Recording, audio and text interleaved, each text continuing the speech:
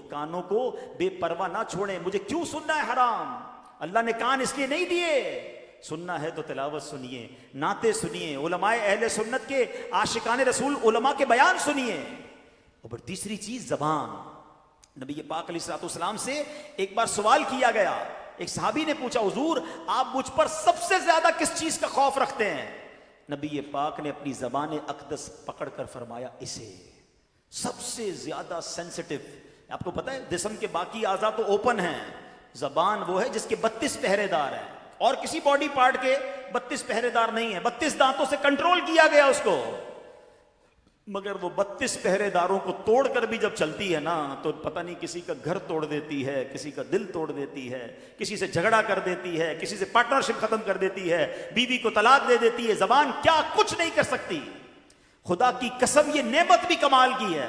अगर इस नेमत का सही इस्तेमाल कर लिया जाए तो बैठे बैठे नेकियों का अंबार लग सकता है। सब मिलकर कहिए सुभान अल्लाह, कहिए अल्हम्दुलिल्लाह, अल्लाहु अकबर। कितनी देर लगी? 30 सेकंड भी नहीं लगे हैं। बैठे बैठे क्या कमा लिया पता है आपको?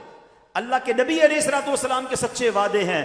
जो एक बार सुभान अल्लाह कहे जन्नत में दरख्त लगा दिया जाता है, एक बार अल्हम्दुलिल्लाह कहे जन्नत में दरख्त लग गया, एक बार अल्लाहु अकबर कहे जन्नत में दरख्त लग गया। अफजलु जिक्र कहा गया ला इलाहा इल्लल्लाह। मैं बैठा रहूं ला इलाहा इल्लल्लाह पढ़ता रहूं, बैठा रहूं सुभान अल्लाह पढ़ता रहूं, बैठा रहूं अल्लाहु अकबर पढ़ता रहूं। नबी पाक फरमाते जन्नत के खजानों में से, जन्नत की कियारियों में से अगर किसी को कुछ चुनना है तो ला हौला वला कुव्वता इल्ला बिल्लाह पढ़ ले। ये जन्नत के खजानों में से खजाना है। हदीस पाक का मजमून है। कितना आसान है, वाकई कमाल की नेमत है। लेकिन प्रॉब्लम यह है इस नेमत का सही इस्तेमाल नहीं कर रहे। इस नेमत से कोई फायदा उठाने की बजाय गुनाह कर रहे हैं, गालियां दे रहे हैं, बेहयाई की बातें हो रही हैं, गीबतें हो रही हैं, झूठ बोल रहे हैं।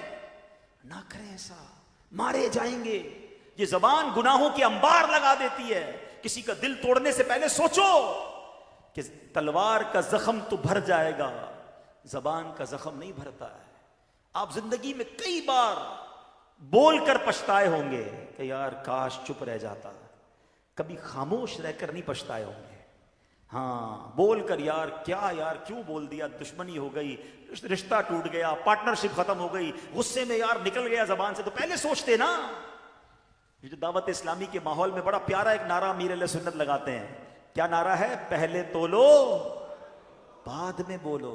या तो एहसास ही नहीं, हम तो बोलने के बाद तोल रहे होते हैं। सही बोला गलत बोला, पहले तोलना था ना। तो काश ये एहतियात नसीब हो जाए। तो इन 3 चीजों को बचाइए गुनाहों से, आप बहुत सारे गुनाहों से बच जाएंगे। वैसे और भी चीजें हैं, लेकिन अगर आपने इन 3 चीजों पर कंट्रोल करने का जहन बना दिया कि आंख से हराम नहीं देखूंगा, कान से हराम नहीं सुनूंगा, जबान से हराम नहीं बोलूंगा, इन तीनों को अच्छे कामों में इस्तेमाल करूंगा। कुरान कह रहा है ऐ ईमान वालो अल्लाह से डरो जैसा डरने का हक है। लेकिन अब अगला हिस्सा, अल्लाहु अकबर वला तमूतुन्ना इल्ला व अंतुम मुस्लिमून। तुम्हें इस हालत में मौत ना आए कि तुम मुसलमान ना हो। मरना है तो ईमान के साथ मरना है। ये बड़ा नाजुक मरहला है। लोग कहेंगे जनाब इसमें क्या बड़ी बात है, मैं हुई मुसलमान, मरूंगा तो मुसलमान ही मरूंगा ना। इतना आसान नहीं है। हाँ, आओ पहले पीराने पीर का जिक्र करते हैं। गौसे पाक तो वलियों के सरदार हैं ना, उनके सदके इंशाअल्लाह हमारे ईमानों की हिफाजत होगी। मगर सुनो पीराने पीर का आलम क्या है, खौफे खुदा का आलम क्या है। शेख अब्दुल कादिर जिलानी को एक बार हरम काबा में देखा गया, कंकरियों पर सर रखे हैं और रब्बुल इज्जत की बारगाह में दुआ कर रहे हैं, ऐ रब्बे करीम मुझे बख्श दे, अगर मैं सजा का हकदार हूं तो बरोज़े कयामत मुझे अंधा उठाना कि नेकूकार लोगों के सामने शर्मिंदा ना हूं। खौफे खुदा इसको कहते हैं।